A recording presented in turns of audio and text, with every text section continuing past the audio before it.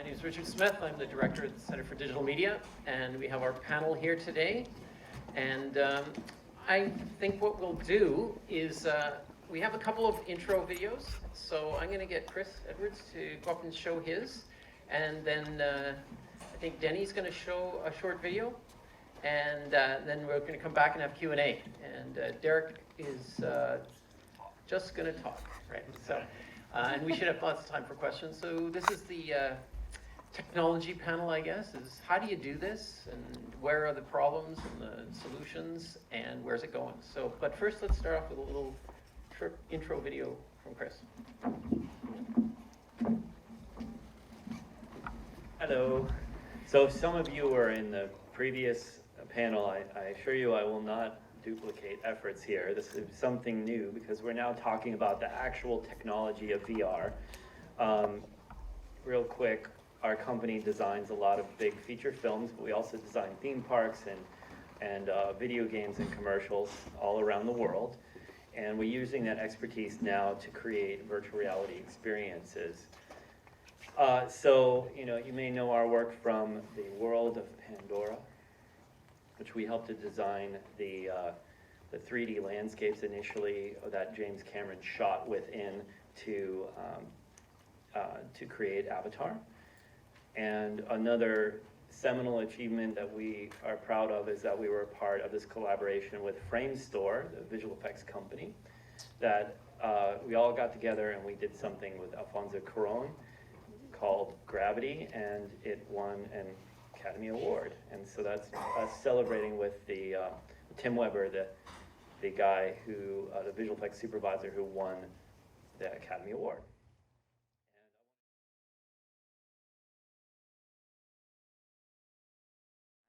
Move both lights and camera. After some testing, we resolved to shoot just the actors' heads for the spacewalk scenes. Everything outside the helmet interiors would be CG.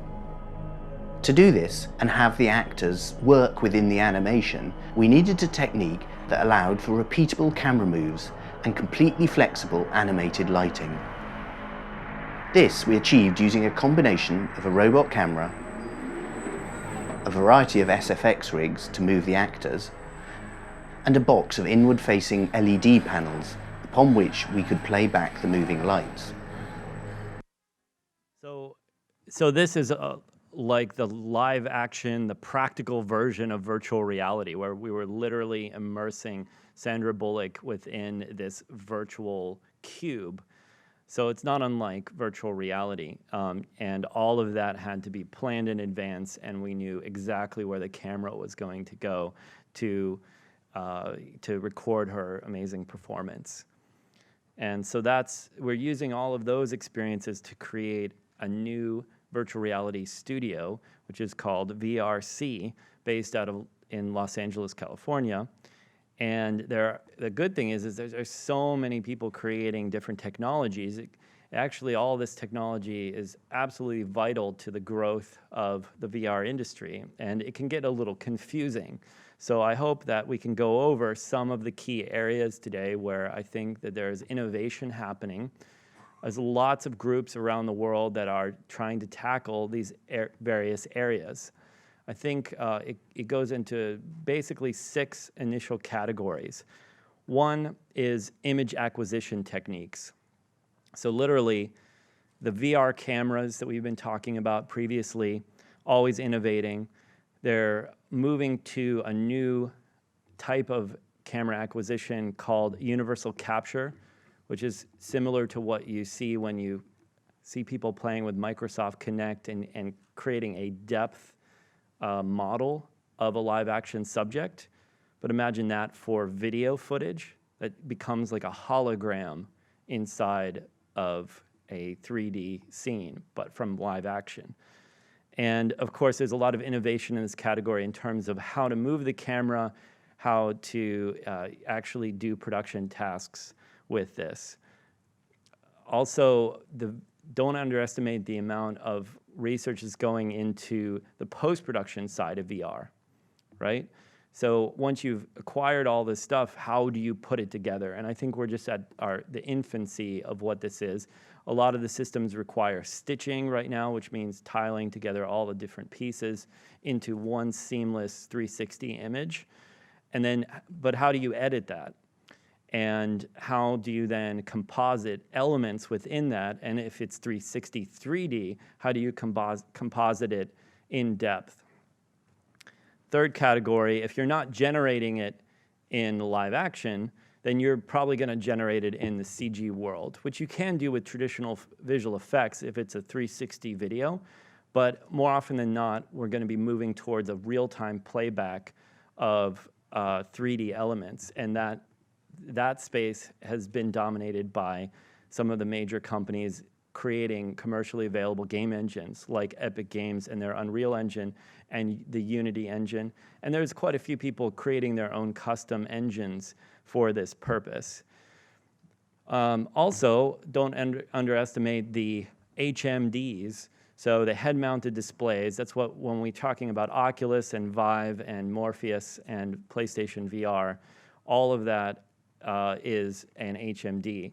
In the case of the Samsung Gear VR, the Google Cardboard, these type of headsets are in the mobile category, but you're going to be seeing increasingly in first and second quarter next year the widespread release of the premium tethered headsets, which will enable 6 degrees of freedom movement, as well as panning and tilting your head around.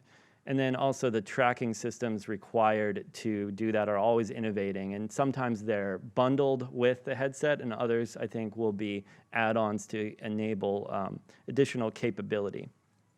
In addition to just the straight-up headset where you can see into the virtual world, there's a whole industry around creating peripherals for increasing the immersion of presence within virtual reality. And so that can be anything from the obvious hand controllers that you see starting to come out and be announced. And those hand controllers are going to get more and more sophisticated, giving you force feedback, giving you the ability eventually to actually touch and feel surfaces, an industry or a field of study called haptics in science. And lastly, let's not underestimate it has to be tethered to the business model of distributing virtual reality. So there's a lot of systems research into and development having to do with the distribution platforms for virtual reality. This could be anything from existing online stores that you see out there where you get your individual digital downloads and the social networks adapting into the VR space. But don't forget that you have persistent online massively multiplayer worlds already in gaming. So this can be quite easily adapted into team VR experiences. So that's just a kind of a 30,000-foot overview over some of the areas where I think innovation is happening, and they all have to work together in order to empower the next generation of filmmakers. And so the good news is, though, you don't need to wait for all the innovation because great VR experiences are possible today with existing technology, and it's only going to get better. Thanks. Thank you.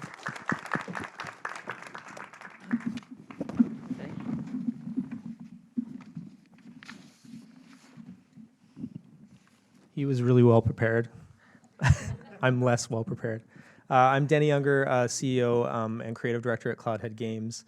Over the last 3 years, we've been dealing with a lot of new VR technologies, and what started out as us being an entertainment company and a video game company quickly evolved into us becoming kind of an R&D company as well, and trying to figure out how you actually interact, navigate, and move around in VR in a comfortable, safe way. And as technology's kind of leveled up, we've kind of had to change our strategy a number of times.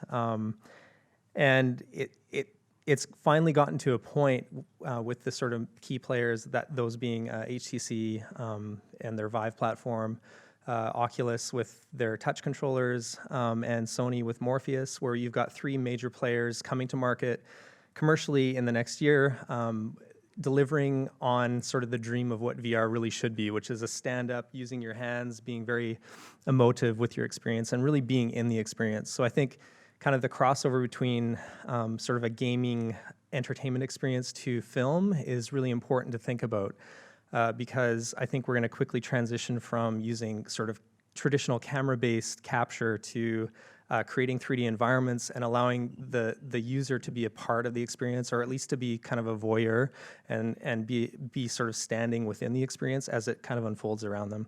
So I'm just going to play a couple things. If I can get out of this.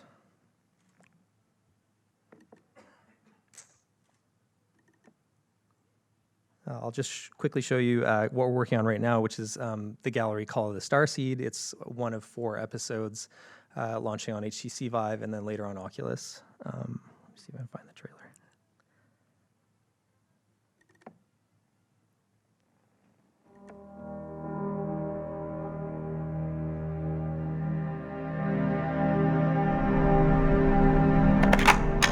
Alex, where are you? I've waited as long as I can.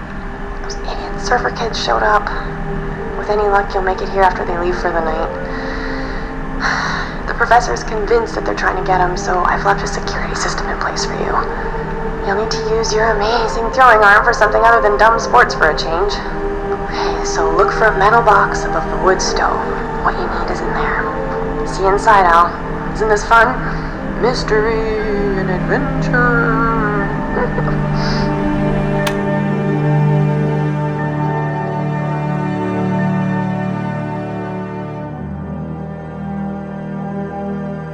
So the gallery Call of the Starseed is a heavily narrative experience. It's, you know, you're kind of along for the ride. It's like being a part of a great 80s adventure movie.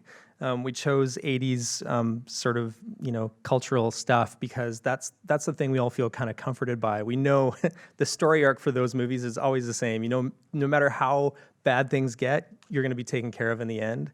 And VR is a very overwhelming experience for those who haven't experienced it for the first time.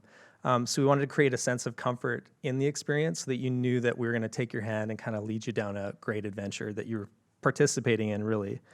But along the way, we realized that the big elephant in the room for all VR is vection and vestibular disconnect.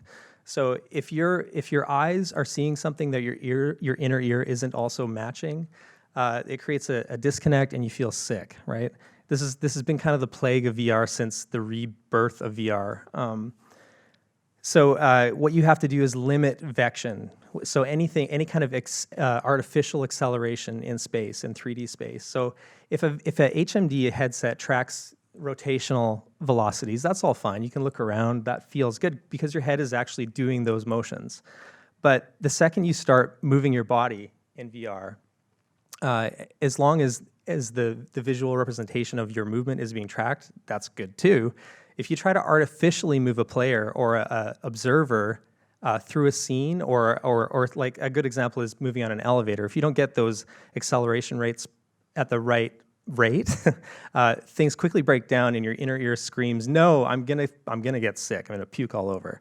So it's still a persistent issue with the VR experience.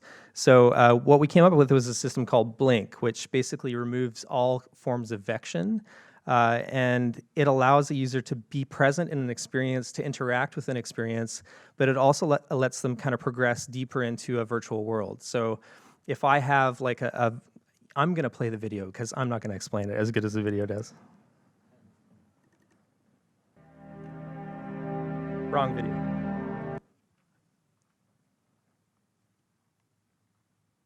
Oh, maybe that was it. Same beginning. Hi, I'm Denny Unger, Creative Director at CloudHead Games, and we're working on the Gallery, which is a launch title on the HTC Vive, and we'll eventually port that over to Oculus and Morpheus. I wanted to talk to you today about our locomotion system called Blink. It's our solution for a completely 100% nausea-free VR locomotion movement system for first-person experiences. So I say zero nausea because obviously if we want VR to gain wide acceptance in the general public, they can't have an experience that generates any kind of nausea. And as we all know, any kind of vection or artificial movement that's created in VR that your ear isn't also doing with physical motions that your body is actually tracking, it's going to create problems. So as designers, we have to come up with new systems to help translate your motions through a virtual space without causing sickness. So Blink is our solution to that, and essentially it breaks down to 3 primary systems. There's the cinematic blink mode, which is simply, it's a lot like blinking, funny enough. So you look where you want to go, you push one button, and then you are basically transported to that new location. The second system is precision blink, and what that allows you to do is basically project your destination point. It's a visual representation of where you're going to be in 3D space, and it actually shows your current orientation. So if you're facing in one direction, you're looking in one direction, when you project that, you'll see kind of where you're going to be and where you're going to be facing.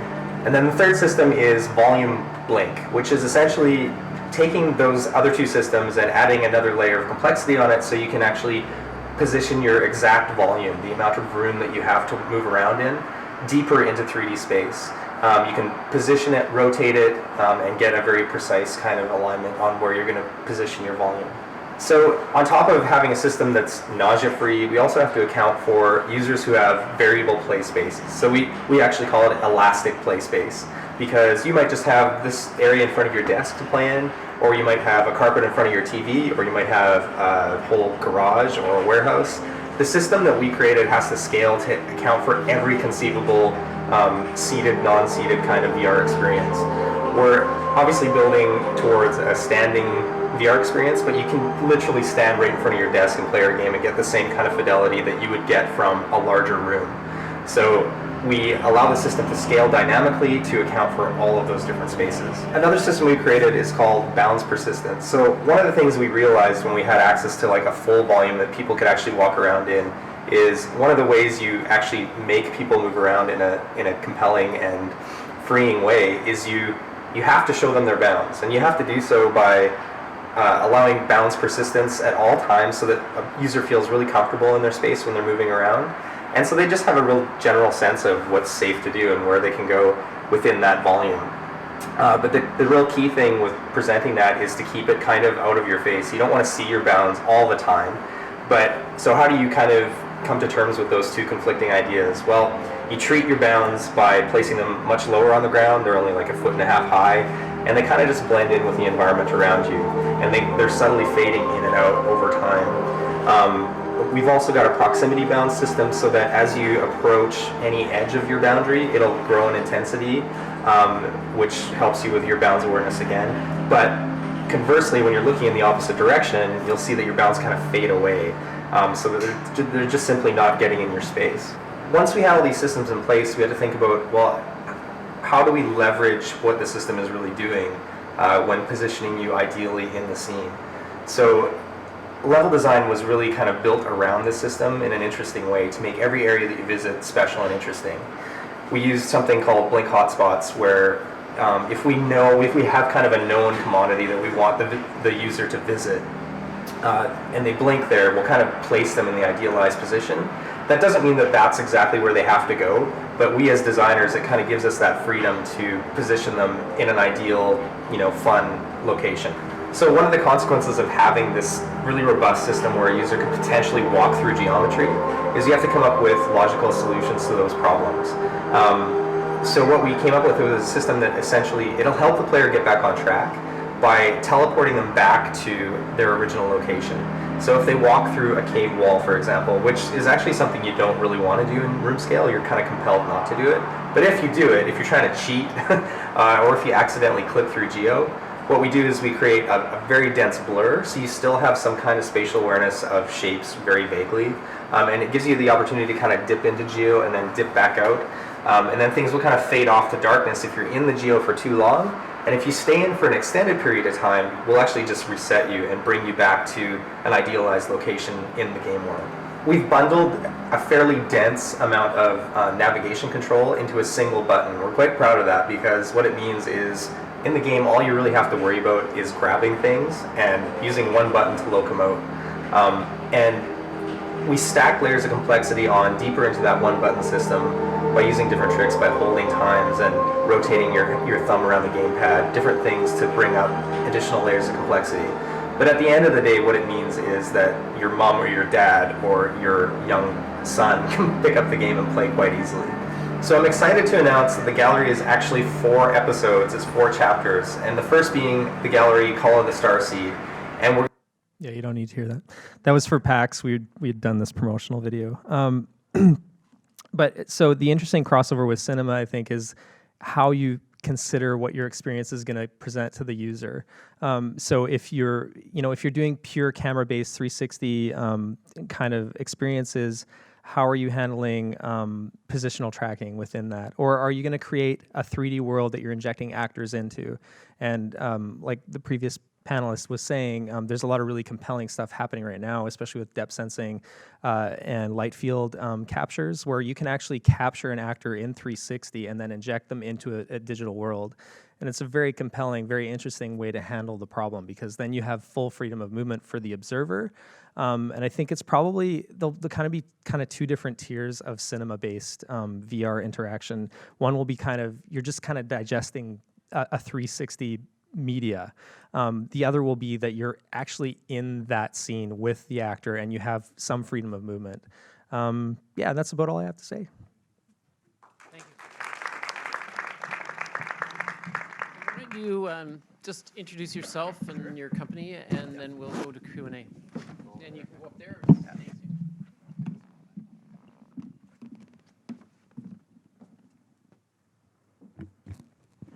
Hello, everyone. I'm Derek Chen, the co-founder and president of Archiact. It's a local VR company started about 2.5 years ago. And we're a VR company, not a gaming company, although gaming is one of our core business right now. And my presentation is definitely not as prepared as Chris and Dan. Our games are all up on the website, and the other projects are not yet to be shown yet. And we're signing a lot of papers not to show them yet. I just want to start with a story. So a lot of people probably know already that VR was started back in the days, 1958 to be exact, actually.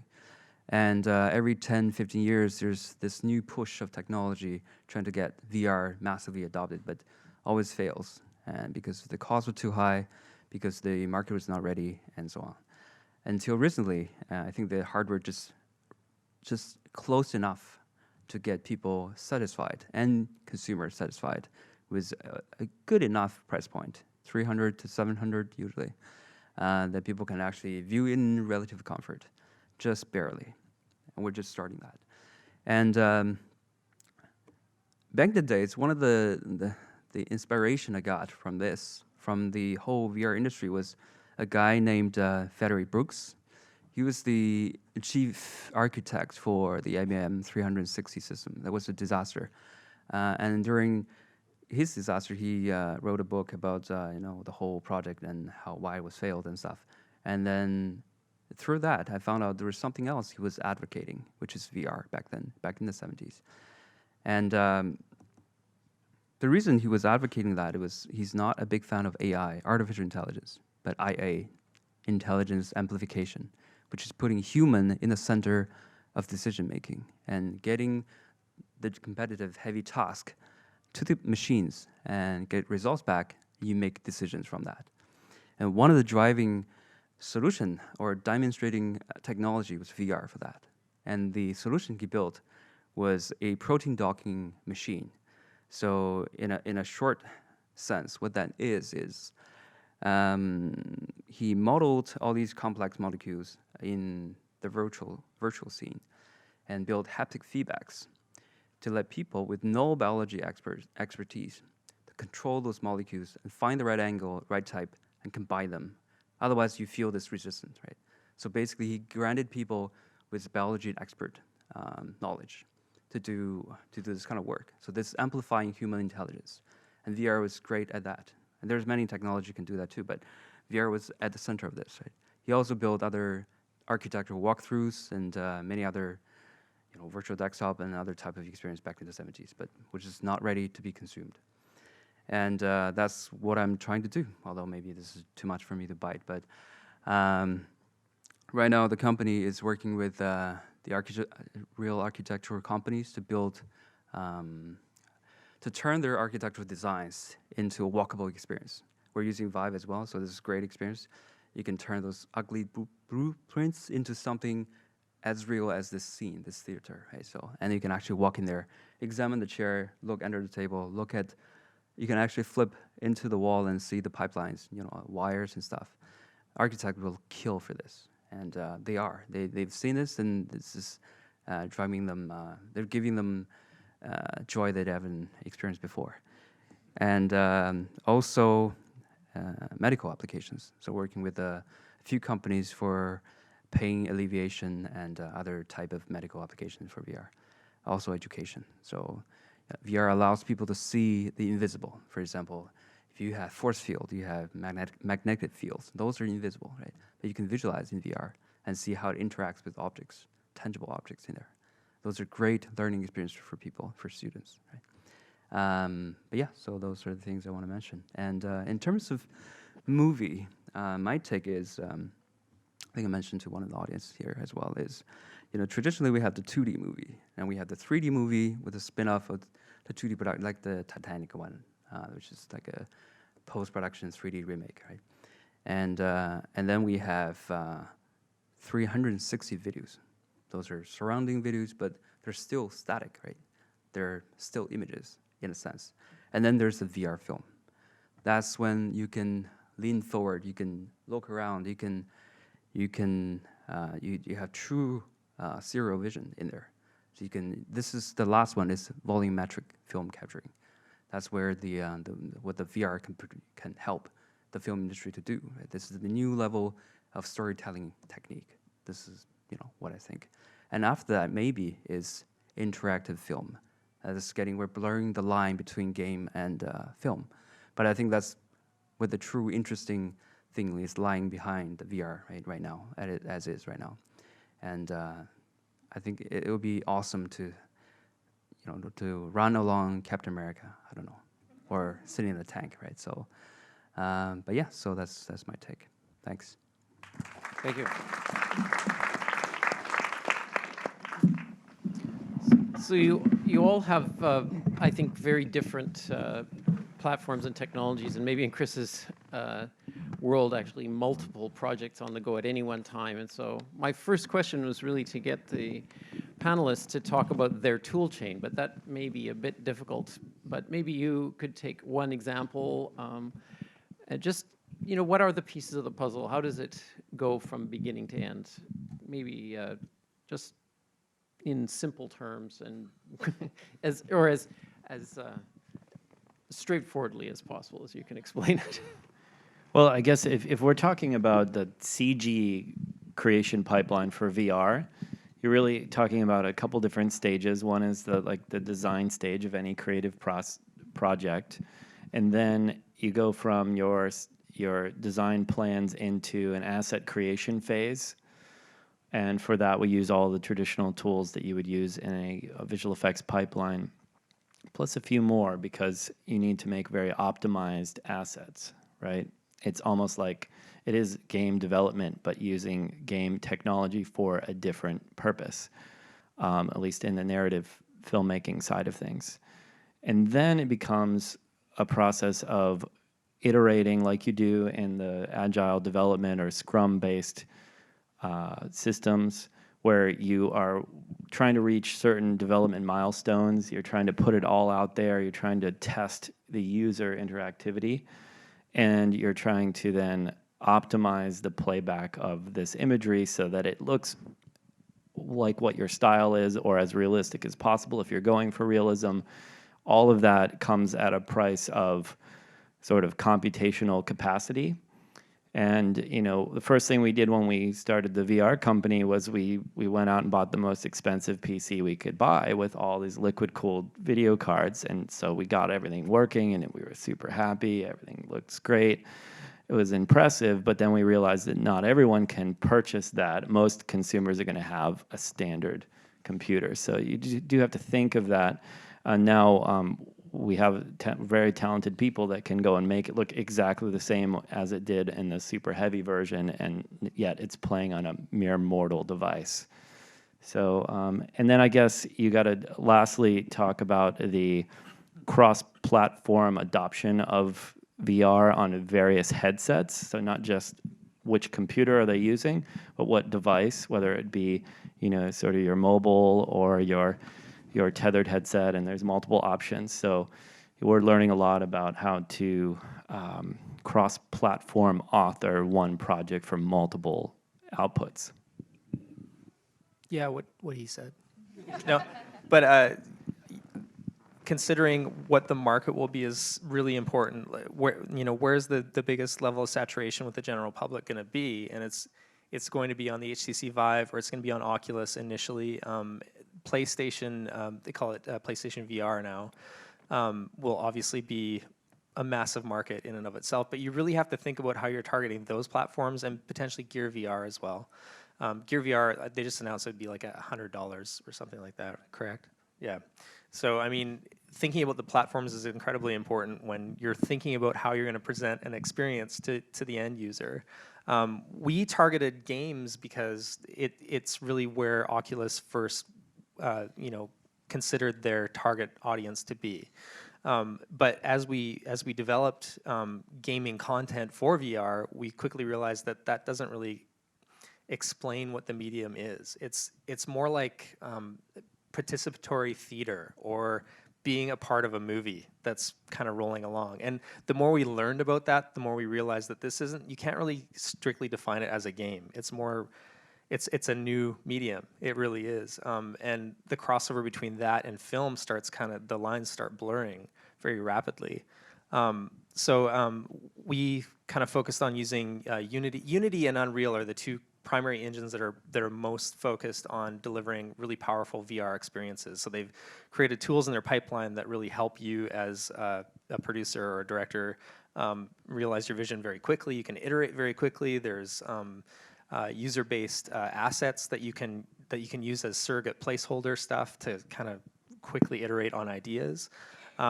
So I think if you're just getting into this, it's really important to start there because those are the two systems that make this all feasible. And you're also trying to hit 90 frames a second, especially with the two key platforms, again, HTC Vive and Oculus. And hitting 90 frames a second in stereo is very difficult. And you have to optimize every asset to make that work properly. But it's important to use an engine that already understands that is sort of the minimum you have to hit. In terms of hardware, I know that Oculus is making great strides in bringing down the price point on key hardware. They've partnered with Alienware and a number of other PC makers to drive that price point down so that consumers can actually afford to do this stuff because it is computationally expensive. And so as long as you're kind of considering, who the key players are in the market and then considering how your experience is going to present on those platforms, then you're all good. Yeah. All right. So for us, we started with mobile VR, so we don't have much juice on the platform to squeeze out.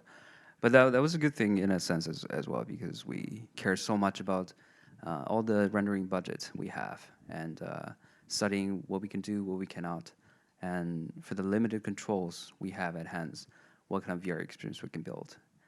At the beginning was cardboard, and then Gear VR, Oculus, HTC Vive, PSVR, the old Morpheus platform. So we're touching almost all the major platforms right now. There are also a few from China that's going a bit crazy over there. 200 other headset manufacturers over there, we're not going to support. Maybe half of them are going to die by the end of the year. I don't know. But in terms of rendering, yes, I think that's one of the things that is kind of different on the movie side versus on game side, which is the real-time rendering. A lot of people don't understand the difference. I can give you an example, which is for Disney films, CG films, usually one scene has 11 hours on the renderer farm to render that, to be really high res. But for real-time rendering, for games, you have 11 milliseconds. So that's how much difference there is, right? And why is real-time? Is because you don't know where the user is going to be looking at. So you have to real-time render what they look at any second, right? And each second you have to render up to 90 frames per second. And for PSVR, the Sony one, that's 120 frames per second as well. So that's amount of work that people have to do to get this kind of new VR film stuff to work. and also VR games as well. But yeah, so. So kind of a follow-on question, I guess, but some of those things maybe are carryovers from making games normally. Other things have to be developed in-house or bought in or something like that. What are the parts that either were the most difficult or the most expensive, or for what that you had to develop yourselves, that you sort of had to break some ground? I don't know how everyone else feels, but for me, it's about the controllers and various input devices. These are in their infancy. They were added to the initial headsets fairly recently, and so we've been working with those and making those work well, using early drivers, and that takes a lot of innovation to increase the sense of presence. Because you know certain things about the movement, depending on which system you're working with. You know the absolute position of the hand, and you know probably where your headset is, and you know some sort of offset in between the two, but you don't know where your elbow is, you don't know where your shoulder is, you don't know if you're really leaning in or out.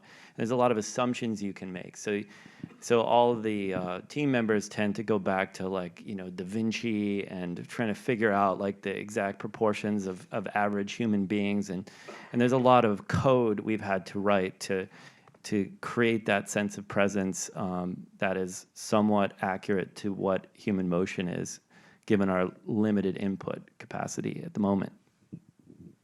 Yeah, I can kind of reflect the same thing. We started with Razer Hydra 3 years ago, which was the only kind of surrogate for hand control at the time.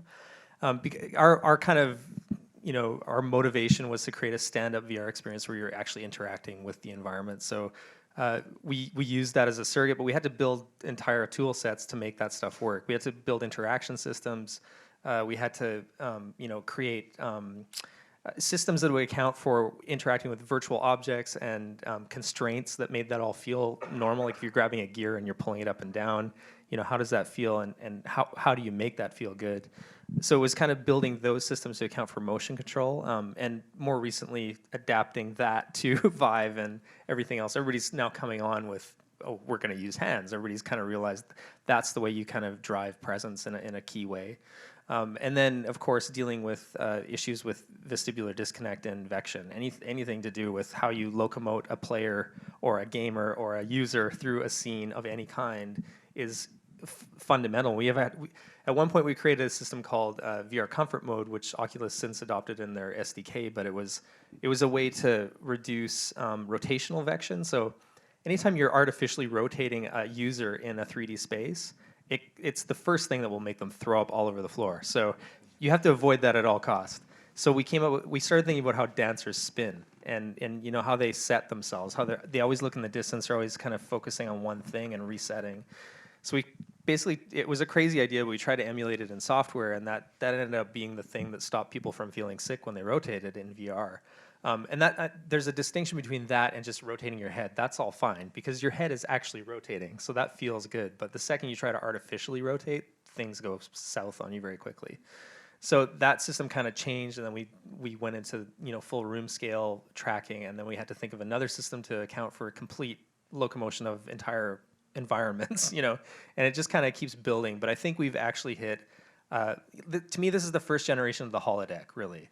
And so everybody's kind of working to figure out what the rules are for that holodeck right now. And I think we've reached kind of a plateau that will stay there for a while until we start getting into like galvanic stimulation of your inner ear and weird stuff like that no one wants to do, you know. So I think we're in a technological phase where we have like 5 good years of solid technology to work with.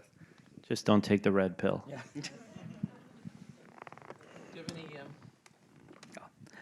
For us, it was at the beginning. I think this is the thing about new technologies. Is just not much you can buy off the shelf. A lot of things you run into are, you know, like other people have never run into. And thanks to Dan to build that rotation code, that's great. Yeah. So last year, one of the major pain point was for mobile VR, we're turning gyroscope, accelerometer, compass, the sensor data into control data for the phone. So I'm not sure whether, well, people have seen that Google Cardboard and Gear VR. You slide your phone in the device. So we only have those 3 sensors to work with. And back then, none of the SDKs released by any of the companies was solid enough to work on all Android phones. And there's about 5,000 type of Android phones out in the market. We can cover about 20, 30 majority ones, so that's only like 40% maybe, and the rest we can't deal with. And that was kind of a really hard pain point for us. But we developed some kernel code for the Android on some of the phones that's completely lacking the sensor processing ability. And for other ones, that's good. We can fall back on that, but it's just a lot of those kind of stuff for mobile VR specific. For the other side of things, yes, for most of the things we have to drop for conventional games. For example, UI dialogue, right? There's no, because once you're in VR, in this world, there's no dialogue, right? There's nothing floating. So everything we have to ground. I have to ground it on the floor level, or we have to have real assets for that. So that's become a rule for the office, unless you have a really, really good reason to put a dialogue there, and then no dialogue in the game. Everything has to be a hard asset in there.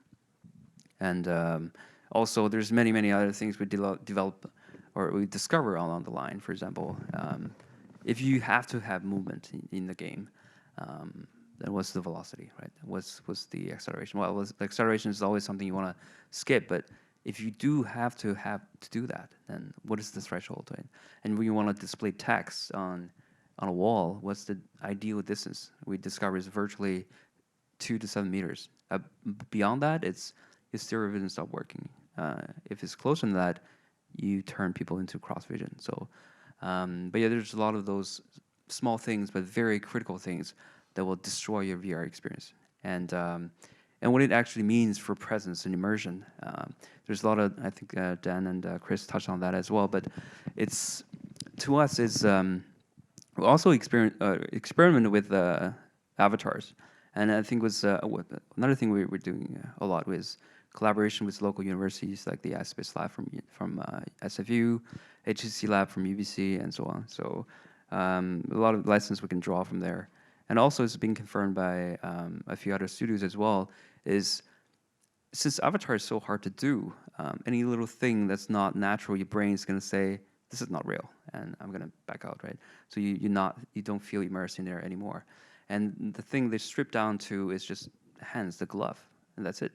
And the rest of the things can be all not in there. But the people can still feel very immersed in there if you do everything right for the rest of the stuff. And some people put a virtual nose in there, and that helps too, but I'm not a big fan of virtual nose. It's a little bit weird. You look down, you see a virtual nose, it's not even yours. Makes you feel cross-eyed. Yeah, exactly. But yeah, that's kind of my take. Just the whole avatar issue, like, I'm sure we've all probably dealt with it at different phases, but the big issue, obviously, is that you only have 3 points of tracking. You have your head and your 2 hands, and you have to develop IK systems to try to account for where your elbows are and where your feet are and blah, blah, blah. And in room scale, it completely falls apart because you can physically walk around, so how do you track your feet? Like, it just doesn't work. So, yeah, hand presence is kind of where it's at right now until, I think, with Oculus and their Constellation tracking, which is an optical system, I think eventually they'll probably tune it so that you can see the user's body, and they'll probably be able to map the user's body at some point. Like, if they have a clever algorithm that makes sense of the user's form, then you'll be able to do like full body tracking. But right now we're not there. Probably not for another couple of years. I think about, we're here at a film festival. I'd be at the industry part of it, and a lot of techie people here, but there's also filmmakers. And I think if you're a filmmaker, you're listening to this panel and you're going, I can't participate. Like, this is the land of a technology company, maybe a game company. So I think it's partnerships, and you have lots of experience on that. And so how do you work with filmmakers or other people like architects and that sort of thing? So maybe just reflect on partnerships. Well, yeah, I mean, that's the reason why we created VRC, because we saw there was a disconnect between the ambition of filmmakers and the actual technical ability to do a great VR experience and actually get that produced.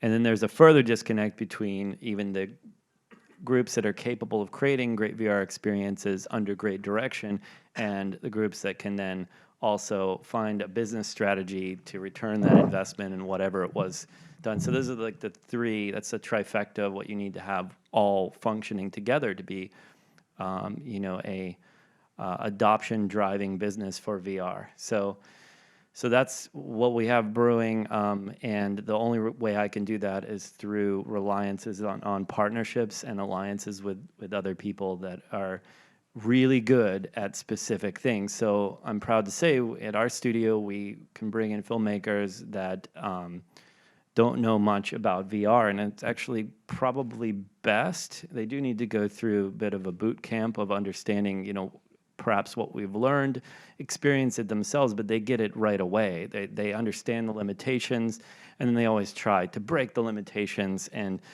just like any filmmaker in any medium is always going to want to push it, and that's what is happening right now. It's an exciting time where it's like putting together the mad scientist with the great artist, you know, and you just see the sparks fly. So don't be daunted by it. Go make friends with your local buddies that make this happen, or come see me. And, you know, it's going to take that ecosystem to make it all come together in short order.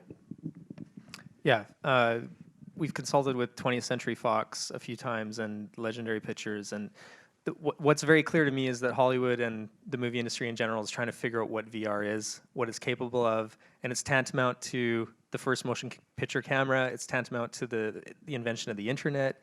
It's that big of a thing, right? So wrapping your head around the core concepts of what it can do for you and for your vision there's a learning curve, a steep one, you know, and you have to kind of bite the bullet and get involved with somebody that has been there and understands where it could potentially go, especially where it's at its apex right now.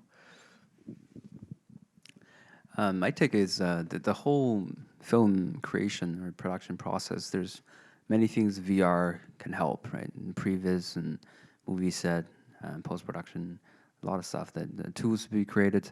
And like, for example, if you want to make a VR film, it's naturally you want to make it in VR, right?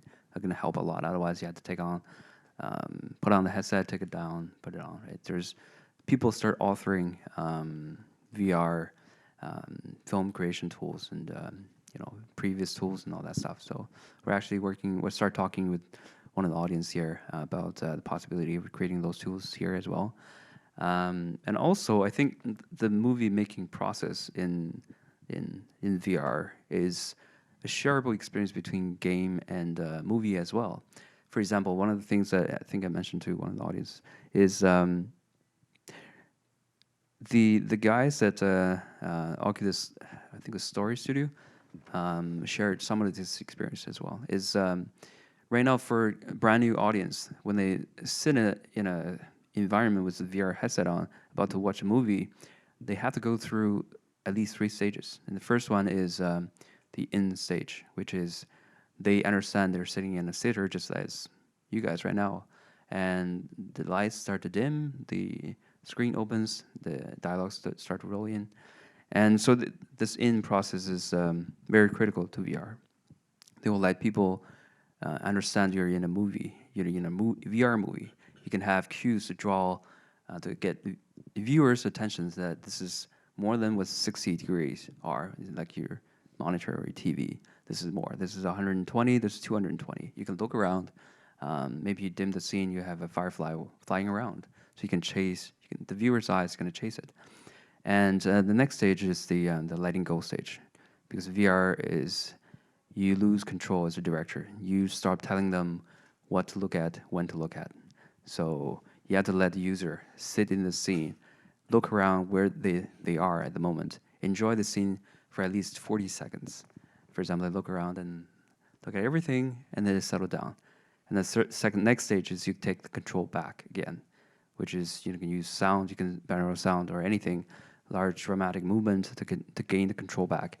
And then that's when your story is start to work, is to track the user from beginning to the end until your story ends, right? So game has a lot of similarity as well. So you have to keep the user immersed in the game completely, especially on the mobile side. mobile side is really crude number, which is the first 5 to 10 seconds you cannot track user, you're going to lose that user. You're not going to make a dime from that user. So, but yeah, so this is my understanding.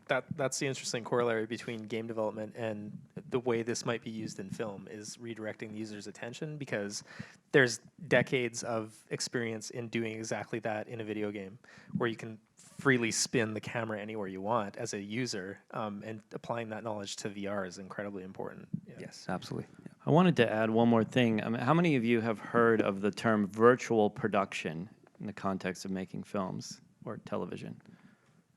Really, just a small subset. So virtual production is the term that's becoming known as sort of computer graphics on set as a tool to give you a guide or a preview of what you're about to shoot and post-produce later, but you need to have that virtual presence there so you can direct it at the same time that you're directing the live action elements. They did this on Avatar. They've done this on Real Steel. There's a lot of work that we did on Oz the Great and Powerful, where there's a limited set, real practical set. There's a green screen, and there's characters that are real human beings performing live, and then there are CG characters and CG set extensions.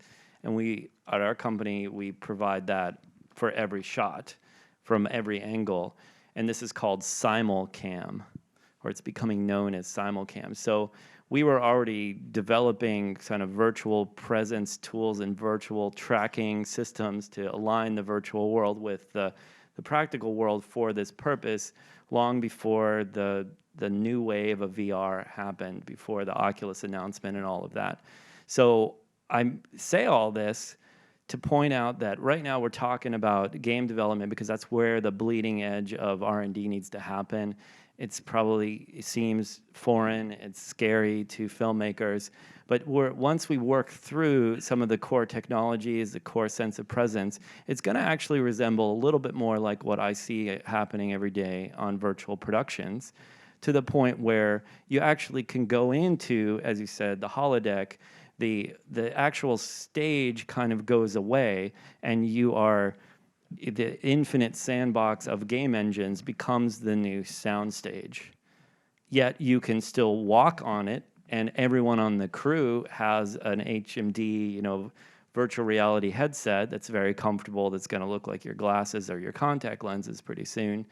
And everyone's just going to iterate and create great cinema, whether they choose to bring live action actors in or are directing CG performers.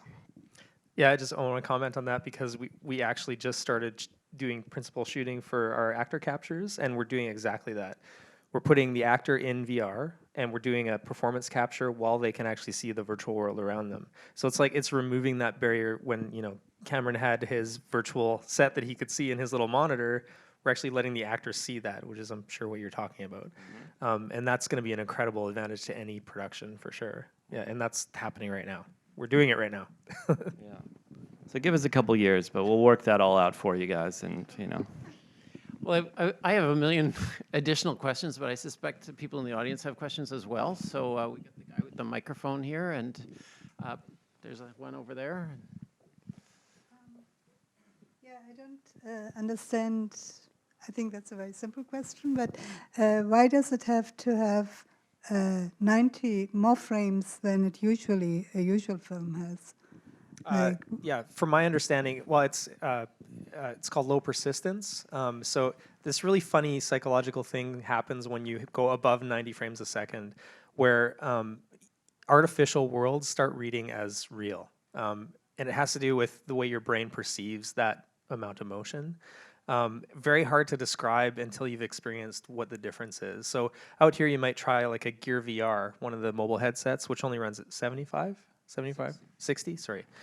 So 60 frames a second, but if you get a chance to go over to the Vive demo that's happening over here, they're running at 90.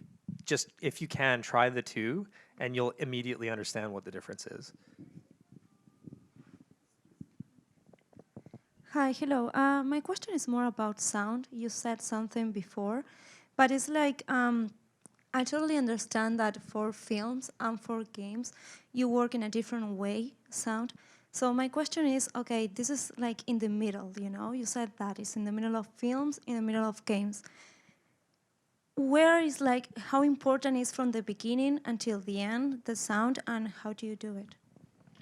So, I mean, there's multiple ways you can play back your sound. You can record it as what really happened in reality if you're doing a live action movie.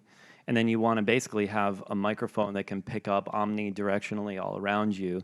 And then you just try to reproduce that as best you can from that recording, which is pretty straightforward with existing technology. When you get into the game engine space, you can start to be a little bit more creative, though, because especially with 6 degrees of freedom movement, just like we've done, you know, all in the past creating video games, is that if you get closer to an object, you can actually attach a sound to that object that then is the proximity to that object increases the volume of that. And you can really tell if you have a good binaural hearing and great stereo, that if you hear something over here and you look towards it, then now it's going to feel like it's right in front of you. So it's a really powerful tool, and you can mix and match between an overall, you know, a 7.1 surround sound kind of Dolby Atmos mix score, and you can then be playful with it and literally make voices go inside your head or emanate from different objects. And I think it's about that mixing of different levels of all of these different contributors to the total score that makes it feel like a final sound mix. But that's going to be different for anyone who experiences it because it depends on their head position and where they're looking. Yeah, binaural audio is a weird thing. But you need binaural audio in VR so that you have positional awareness of where an object is or where a sound's coming from in 3D space. I have a weird anecdote, or a weird thing that's happened to us when we're trying to bring in score to the experience, and you know, at key moments you want to hear the full bluster of the orchestra or whatever, right? But a funny thing happens in VR if you approach a certain level of presence where you hear that orchestra rising, and it suddenly feels like you're wearing a pair of headphones. Like it's like you have your iPod on. Where's this music coming from? Because it mimics reality so closely that, you know, in normal life, walking down the street, you don't expect to hear a swell of an orchestra, right? And that's exactly how it feels in VR. So you have to do some really strange strategies, like matching the tone of the environment to the score, and just weird things to kind of embed the sound and the music structure into the scene. There's lots of weird tricks you can do.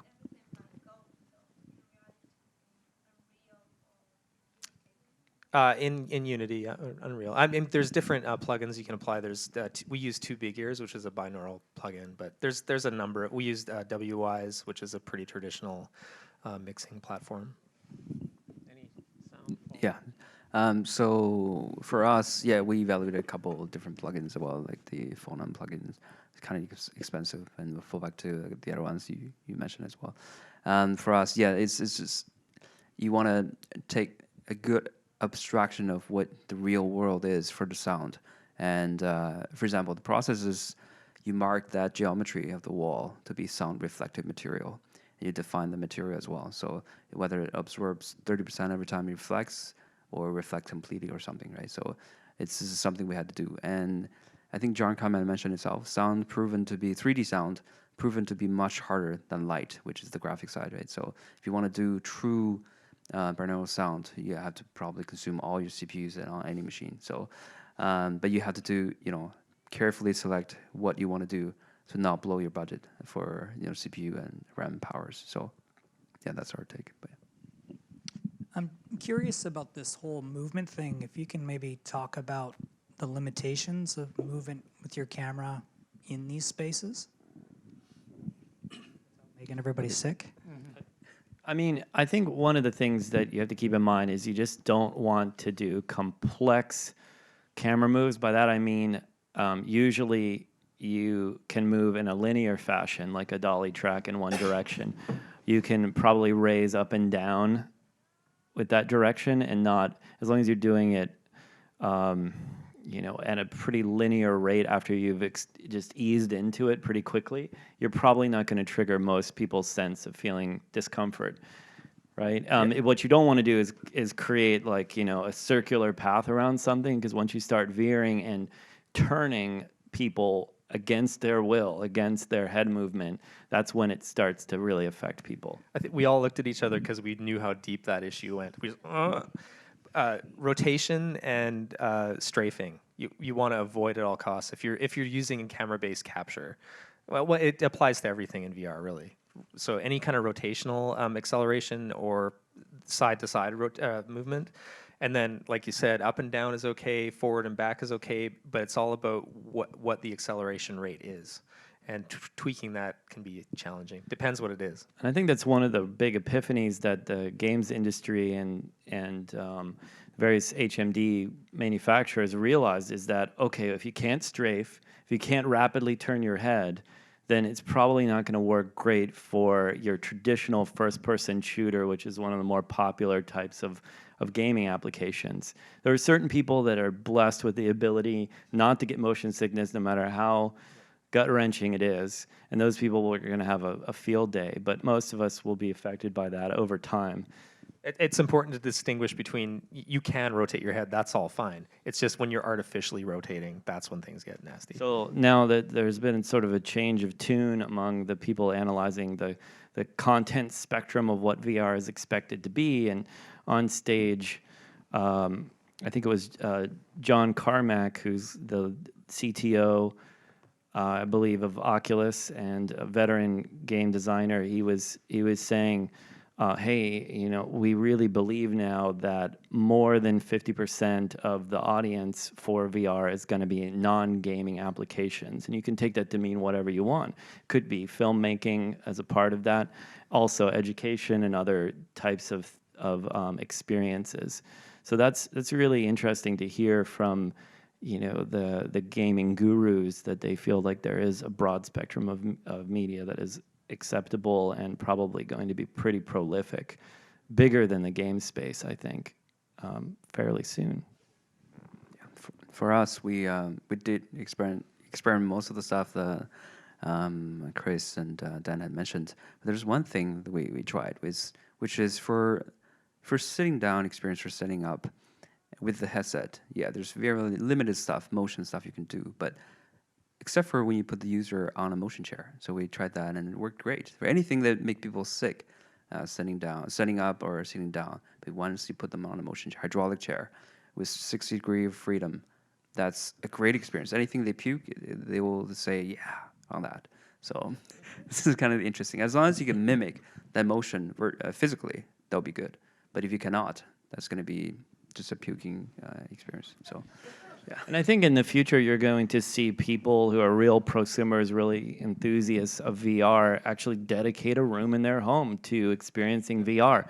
Maybe padding the walls just to be sure, so just in case your guidance system fails at some point, you know, it's like, but for the most part, it's about, I think, adopting all these other peripherals. A lot of people get a lot of sensation out of some sort of a rumble seat.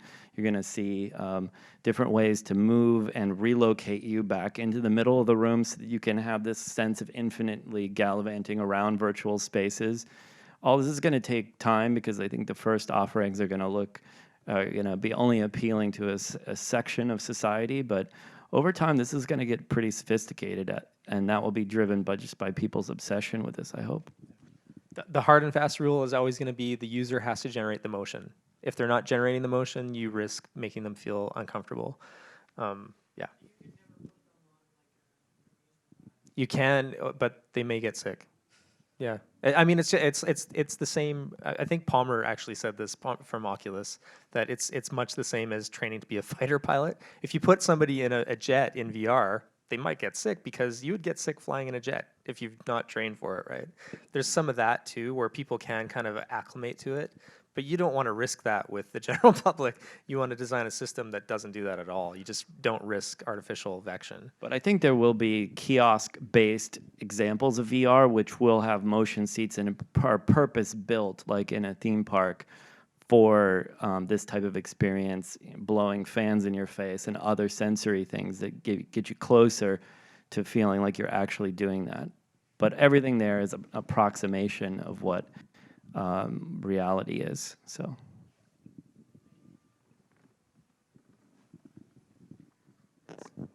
Hi, can you tell us more about text and title cards in VR?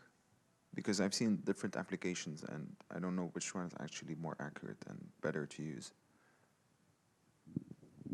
In what context? Like, Well, I basically watched a documentary once and they had the title of the movie incorporated within the movie and you actually went through it at some point. In other cases, I saw things where you actually, wherever you looked, you always had the title in front of you. Yeah. Other people actually did like a cross thing, like they duplicated it. Wherever you look, you see it integrated, but you see it in different Yeah, places. like from our experience, I don't know what these guys have experienced, but you never want to lock text to a player's face generally, of any kind. It'll make them feel uncomfortable. It's like something you can't swat away. So you want to have it embedded in the environment in some way, if you can do it, if you can accommodate it. We haven't done much of this, but I imagine it's just like if you want to, watch a reality TV show and get the translation of, you're watching a foreign language reality TV show and you want to see what that person is saying. Usually their text would maybe hover around their presence and then the other guy's talking, so it's over here closer to him. So if you happen to hear their voice, you're going to look over there and you're going to be in time to read what they're saying and understand that. But yeah, I mean, it's interesting because I think that this is a landscape for filmmakers to choose whatever they want to do, and I think it depends on the subject matter. What about like opening titles and credits and stuff like that? Is that just like a billboard that you look at, or? Well, I think everyone's going to have their own approach just to be new and innovative and cool, and there's probably going to be some fairly gimmicky ones at first where we're always, flying through things and in this tunnel because it feels like it's the Matrix. But I think that over time, though, it will just kind of resolve down into being just the tasteful, like, hey, this is what you're about to see. Let's get you into the in moment. Let's stop with the fanfare, and now let's immerse you in to the experience, so you're now ready to receive the storytelling. And I think for Henry, what they did was they have the picture frames hanging on the wall. That's kind of the opening credits and stuff. So have to be something tangible in there.